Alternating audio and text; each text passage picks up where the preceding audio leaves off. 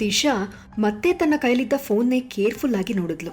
ಅದರಲ್ಲಿ ಪ್ಲೇ ಆಗ್ತಾ ಇದ್ದ ವಿಡಿಯೋಲಿ ಗೈನಕಾಲಜಿಸ್ಟ್ ಮತ್ತೆ ಲಾಸಿಯಾ ತುಂಬಾ ಪರಿಚಯ ಇರೋರ್ ಹಾಗೆ ಕಾಣ್ತಾ ಇದ್ರು. ಒಂದ್ ಸ್ವಲ್ಪ ಹೊತ್ತು ಮಾತಾಡಿ ಲಾಸಿಯಾ ಆ ಡಾಕ್ಟರನ್ನ ಫೈರ್ ಎಸ್ಕೇಪ್ ಕಡೆ ಕರ್ಕೊಂಡು ಹೋದ್ಲು. ಅಲ್ಲಿ ಜಾಸ್ತಿ ಜನ ಯಾರು ಇರೋ ಹಾಗೆ ಕಾಣ್ಲಿಲ್ಲ. ಲಾಸಿಯಾ ಒಂದ್ಸಲ ಸುತ್ತಮುತ್ತ ನೋಡಿ ಡಾಕ್ಟರ್ ಕೈಗೆ 4 ನೋಟಿನ ಬಂಡಲ್ನ ಕೊಡ್ತಾ ಏನೋ ಮಾತಾಡಿದ್ಲು. ಅವಳ ಮಾತನ್ನ ಕೇಳಿ ಡಾಕ್ಟರ್ ಸರಿ ಅಂತ ತಲೆ ಆಡಿಸಿ ಒಪ್ಕೊಂಡ್ ಹಾಗೆ ಕಾಣ್ತಾ ಇತ್ತು. ದಿಶಾ ಆ ವಿಡಿಯೋ ಮೇಲ್ಗಡೆ ರೈಟ್ ಕಾರ್ನರ್ ಅಲ್ಲಿ ಅದು ಶೂಟ್ ಆಗಿದ್ದ ಟೈಮ್ ಅನ್ನ ನೋಡಿದ್ಲು. ಅದು ಅವಳತ್ತೆ ಶ್ಯಾಮಲಾ ಫೋರ್ಸ್ಫುಲ್ ಆಗಿ ಚೆಕಪ್ಗೆ ಅಂತ ಕರ್ಕೊಂಡು ಹೋಗಿದ ಹಿಂದಿನ ದಿನದ ಶೂಟ್ ಆಗಿತ್ತು. ಆ ವಿಡಿಯೋ ನಾನ್ ಸ್ಟಾಪ್ ಆಗಿ ಪ್ಲೇ ಆಗ್ತಾನೆ ಇತ್ತು. ದಿಶಾ ಅದನ್ನ ಸ್ಟಾಪ್ ಮಾಡಿ ಅನಿಕಾ ಕೈಗೆ ಅವಳ ಫೋನನ್ನ ವಾಪಸ್ ಕೊಟ್ಲು. ಅವಳಿಗೆ ಅದನ್ನ ಮತ್ತೆ ಮತ್ತೆ ನೋಡೋ ಮನ್ಸಿರ್ಲಿಲ್ಲ. ದಿಶಾ, ನಾವೀಗ್ಲೇ ಅವಿನಾಶ್ ಎಲ್ಲಿದ್ದಾನೆ ಅಂತ ಹುಡ್ಕೋಣ ನಡಿ ಅಂತ ಅನಿಕಾ ಹೇಳಿದ್ಲು. ಅವಳು ಗಡಿಬಿಡಿಲಿ ದಿಶಾ ಕೈನ ಹಿಡ್ಕೊಂಡು ಅಲ್ಲಿಂದ ಕರ್ಕೊಂಡು ಹೋಗೋಕೆ ರೆಡಿ ಆಗಿದ್ಲು. ಆದ್ರೆ ದಿಶಾ ಅವಳನ್ನ ತಡೆದ್ ನಿಲ್ಸಿ ಬೇಡ ಅಂತ ಅಡ್ಡಡ್ಡ ತಲೆ ಆಡ್ಸಿ ಇದನ್ನೆಲ್ಲ ಮರ್ತ್ಬಿಡು ಅನಿಕಾ, ನಾನಂತೂ ಅವನ ಹತ್ರ ಹೋಗಲ್ಲ ಅಂತ ಹೇಳಿದ್ಲು. ಯಾಕೆ ಹೋಗಲ್ಲ? ಅವ್ರನ್ನ ಹೀಗೆ ಬಿಟ್ಬಿಡಕ್ಕಾಗತ್ತಾ? ಅವನು ಆ ನಿನ್ನ ಅತ್ತೆ ಸೇರ್ಕೊಂಡು ನಿಂಗೆ ಯಾವತ್ತೂ ಮಕ್ಕಳಾಗಲ್ಲ, ನೀನ್ ಬಂಜೆ ಅಂತ ಪಟ್ಟ ಕಟ್ಟಿದ್ರಲ್ಲ, ಅವ್ರು ನಿನ್ನ ಮನೆಯಿಂದ ಹೊರಗೆ ತಳ್ಳಿದ್ನ ಮರೆಯಕ್ಕಾಗತ್ತಾ? ಅವನು ನಿನ್ನ ಇಗ್ನೋರ್ ಮಾಡಿ ಆ ದರಿದ್ರದೋಳು ಲಾಸ್ಯ ಜೊತೆ ಸೇರ್ಕೊಂಡು ಮಗು ಬೇರೆ ಮಾಡ್ಕೋತಾ ಇದ್ದಾನೆ.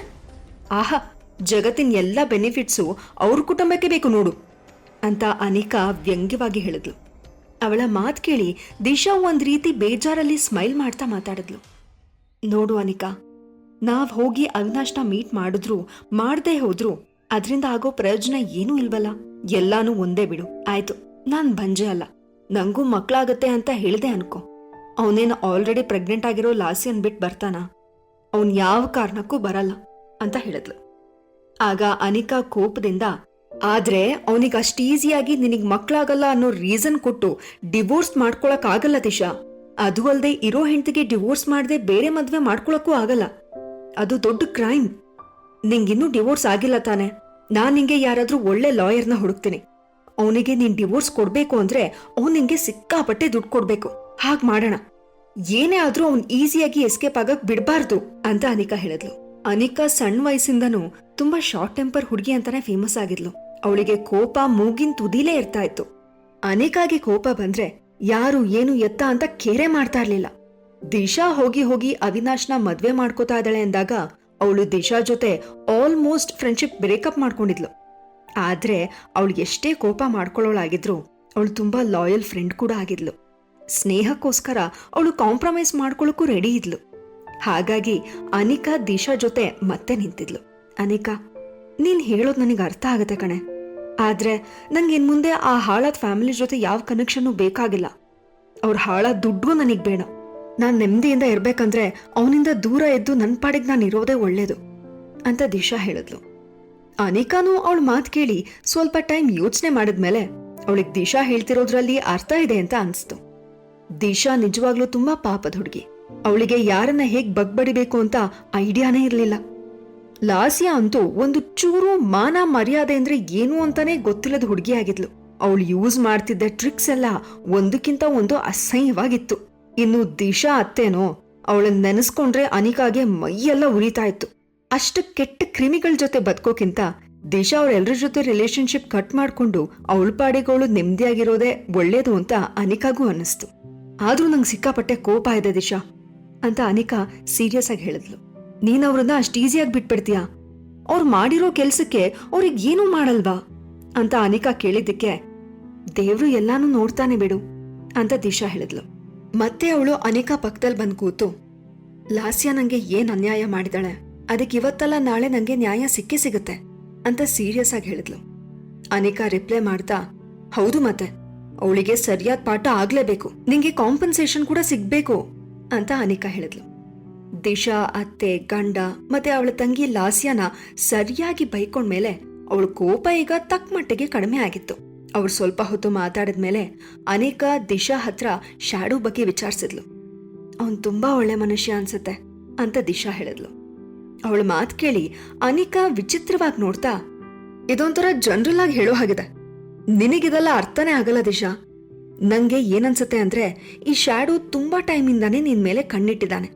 ನೀನ್ ಹೇಳ್ತಾ ಇರೋದು ಕೇಳಿದ್ರೆ ಅವ್ನ್ ಖಂಡಿತ ತುಂಬಾ ರಿಚ್ ಪರ್ಸನ್ ಆಗಿರ್ಬೇಕು. ಒಂದು ಅವಿನಾಶ್ಗಿಂತನೂ ರಿಚ್ ಇರ್ಬೇಕು. ಈ ಸಲ ನೀನ್ ಪೆದ್ದಿ ತರ ಆಡ್ಬೇಡ ದಿಶಾ. ಅರ್ಥ ಆಗ್ತಿದೆ ತಾನೆ ನಾನೇನ್ ಹೇಳ್ತಾ ಇದ್ದೀನಿ ಅಂತ.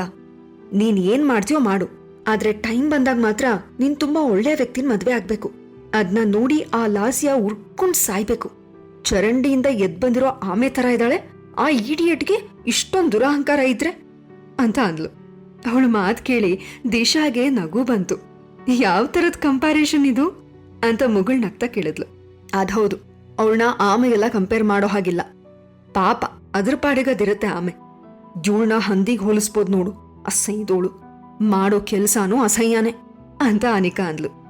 ಇಷ್ಟೊತ್ತು ಬೈಕೊಂಡ ನಂತರ ಅನಿಕಾಗೆ ಇವಾಗ ಸ್ವಲ್ಪ ಸಮಾಧಾನ ಆಗಿತ್ತು. ರೋಸ್ ಗಾರ್ಡನ್ ಹೋಟೆಲ್ನ ರೂಮ್ ನಂಬರ್ 112 ಅಲ್ಲಿ ಅವಳು ಹೋದಾಗ ಹೇಗಿತ್ತು ಈಗ್ಲೂ ಹಾಗೆ ಇತ್ತು. ದಿಶಾ ಆ ರೂಮ್ನ ಕ್ಲೀನ್ ಮಾಡಿ ಶ್ಯಾಡೋ ಬಟ್ಟೆಗಳನ್ನ ವಾಶ್ ಮಾಡಿದ್ಲು. ಅವಳಿಗೆ ಆ ಬಟ್ಟೆಗಳನ್ನ ಮುಟ್ಟೋವಾಗ ಹಾರ್ಟ್ ಎಲ್ಲ ಜೋರಾಗಿ ಹುಡ್ಕೋತಾ ಇದೆ ಅಂತ ಅನ್ನಿಸ್ತು. ದಿಶಾ ಇದೇ ಫಸ್ಟ್ ಟೈಮ್ ಒಬ್ಬ ಗಂಡಸಿನ ಬಟ್ಟೆನೆಲ್ಲ ವಾಶ್ ಮಾಡ್ತಾ ಇದ್ಲು. ಅವಿನಾಶ್ ಅಂತೂ ಅವಳ ಬಟ್ಟೆಗಳನ್ನ ದಿಶಾಗೆ ಟಚ್ ಮಾಡೋಕ್ಕೂ ಬಿಡ್ತಾ ಇರ್ಲಿಲ್ಲ. ಹಾಗಾಗಿ ಅವಳು ಅವನ ಬಟ್ಟೆಗಳನ್ನ ವಾಷಿಂಗ್ ಮಿಷಿನ್ಗೆ ಯಾವತ್ತೂ ಹಾಕಿರ್ಲಿಲ್ಲ. ವಾಶ್ ಆದ ಬಟ್ಟೆಗಳನ್ನ ಒಣಗಕ್ಕೆ ಹಾಕ್ತಾ ಇದ್ದ ಹಾಗೆ ಅವಳಿಗೆ ಮೈಯೆಲ್ಲ ಬಿಸಿ ಆಗ್ತಾ ಇದೆ ಅಂತ ಅನಿಸ್ತು. ಅವಳಿಗೊಂದ್ ರೀತಿ ನಾಚಿಕೆನೂ ಆಗ್ತಾ ಇತ್ತು. ಅವಳು ತಕ್ಷಣ ಸ್ಮೈಲ್ ಕಂಟ್ರೋಲ್ ಮಾಡಿಕೊಂಡು ಅವನ ಬಟ್ಟೆಗಳನ್ನ ಬೇಗ ಒಣಗ್ ಹಾಕಿ ಆಮೇಲೆ ಮತ್ತೆ ರೂಮ್ ಒಳಗ್ ಬಂದು ಬೆಡ್ ಮೇಲೆ ಬ್ಲ್ಯಾಂಕ್ ಆಗಿ ತುಂಬಾ ಹೊತ್ತು ಕೂತಿದ್ಲು. ಈ ಪರ್ಸನಲ್ ಬಟ್ಟೆ ಎಲ್ಲ ಲಾಂಡ್ರಿಗೆ ಹಾಕೋದಕ್ಕಿಂತ ಕೈಯಲ್ಲಿ ವಾಶ್ ಮಾಡೋದು ಬೆಟರ್ ಅಂತ ಅನ್ನಿಸ್ತು ಅಂತ ನಾಚ್ಕೊಂಡು ಹೇಳಿದ್ಲು. ಶ್ಯಾಡೋ ಸ್ಮೈಲ್ ಮಾಡ್ತಾ, ಸರಿ ಈಗ ನೀನ್ ಯಾಕೆ ನಾಚ್ಕೋತಾ ಇದೀಯಾ ಅಂತ ಕೇಳ್ದ. ದಿಶಾ ಅವನ ಹತ್ರ ವಾದ ಮಾಡೋ ತರ, ನಾಚ್ಕೆನಾ? ಇಲ್ವಲ್ಲ, ನಾನ್ ನಾಚ್ಕೋತಿಲ್ಲ ಅಂತ ಅಂದ್ಲು.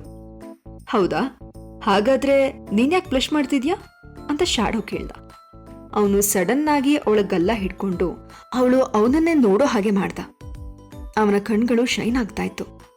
ಅವನು ಸ್ಮೈಲ್ ಮಾಡ್ತಾ, ದಿಶಾ ನಂಗೆ ತುಂಬಾ ಖುಷಿಯಾಗಿದೆ ಅಂತ ಹೇಳ್ದ. ದಿಶಾಗೆ ಈಗ ನಿಜವಾಗ್ಲೂ ನಾಚಿಕೆ ಆಗಿತ್ತು. ಆದ್ರೆ ಅವನ್ ಹಾಗೆ ಮಾತಾಡೋದ್ ಕೇಳಿ ಅವಳ ಮನ್ಸಿಗೂ ಅದೇನೋ ಸ್ವೀಟ್ ಫೀಲ್ ಆಗ್ತಿತ್ತು. ನೋಡು, ನೀನು ನಂಗೋಸ್ಕರ ಅಡ್ಗೆ ರೆಡಿ ಮಾಡ್ತಿದ್ಯಾ, ನನ್ ಬಟ್ಟೆಗಳನ್ನ ವಾಶ್ ಮಾಡ್ಕೊಡ್ತಾ ಇದ್ಯಾ, ನೀನು ಫೈನಲಿ ನನಗೆ ಸೆಟ್ ಆಗ್ತಾ ಇದೀಯಾ ನೋಡು ಅಂತ ಶ್ಯಾಡೋ ಹೇಳ್ದ. ಸೆಟ್ ಆಗೋದಾ? ಅಷ್ಟರಲ್ಲಿ ಅವನು ಅವಳ ಕಡೆ ಬಾಗಿ ಅವಳ ಸಾಫ್ಟ್ ತುಟಿಗಳ ಮೇಲೆ ಕಿಸ್ ಮಾಡ್ದ. ದಿಶಾ, ನೀನು ನನ್ನ ಹುಡುಗಿ, ನನ್ನನ್ನು ನೋಡ್ಕೊಳಕಿರೋ ಕೆಲಸದವಳಲ್ಲ ಅಂತ ಹೇಳ್ದ. ಅವನ ತುಟಿಗಳು ಅವಳ ತುಟಿಗಳನ್ನ ಟಚ್ ಮಾಡಿದಷ್ಟೇ ಬೇಗ ಹಿಂದಕ್ಕೆ ಹೋಗಿದ್ವು. ಆದ್ರೆ ಅವನ ತುಟಿಗಳಲ್ಲಿ ದಿಶಾಲ ಸ್ವೀಟ್ ಫೀಲ್ ಹಾಗೆ ಉಳ್ಕೊಂಡಿತ್ತು ಅನ್ಸುತ್ತೆ. ಶ್ಯಾಡೋಗೆ ಅವಳ ತುಟಿ ಅಂದ್ರೆ ತುಂಬಾ ಇಷ್ಟ ಆಗಿತ್ತು. ಅವಳ ತುಟಿಗಳು ಸಣ್ಣದಾಗಿದ್ವು, ಅಂಚುಗಳು ಸ್ವಲ್ಪ ಮೇಲಿದ್ವು. ಅವನು ಅವಳ ತುಟಿಗಳನ್ನ ಕಿಸ್ ಮಾಡಿದಾಗ ಅವನಿಗೆ ಜೆಲ್ಲಿನ ಕಿಸ್ ಮಾಡ್ದ ಹಾಗನ್ನಿಸ್ತು. ಅವನಿಗೆ ಹಾಗೆ ಕಿಸ್ ಮಾಡಿದಾಗ ಇನ್ನೂ ಬೆಟರ್ ಫೀಲ್ ಆಗಿತ್ತು. ಆ ರೂಮ್ ಯಾವಾಗಿನ ಹಾಗೆ ಡಾರ್ಕ್ ಆಗಿತ್ತು, ಆದ್ರೆ ಟೆಂಪರೇಚರ್ ಯಾಕೋ ಜಾಸ್ತಿ ಆಗ್ತಿದೆ ಅಂತ ಅನ್ನಿಸ್ತು. ಈ ಎಲ್ಲ ಪ್ರಶ್ನೆಗಳಿಗೆ ಉತ್ತರ ಬೇಕು ಅಂದ್ರೆ ಈಗಲೇ ಪಾಕೆಟ್ ಎಫ್ಎಂ ಅಪ್ಲಿಕೇಶನ್ ಡೌನ್ಲೋಡ್ ಮಾಡಿ ಮತ್ತು ಕೇಳಿ ಸೀಕ್ರೆಟ್ ಹಸ್ಬೆಂಡ್. ಅಪ್ಲಿಕೇಶನ್ ಡೌನ್ಲೋಡ್ ಮಾಡಲು ಡಿಸ್ಕ್ರಿಪ್ಷನ್ ನಲ್ಲಿ ಇರುವ ಲಿಂಕ್ ಅನ್ನು ಕ್ಲಿಕ್ ಮಾಡಿ.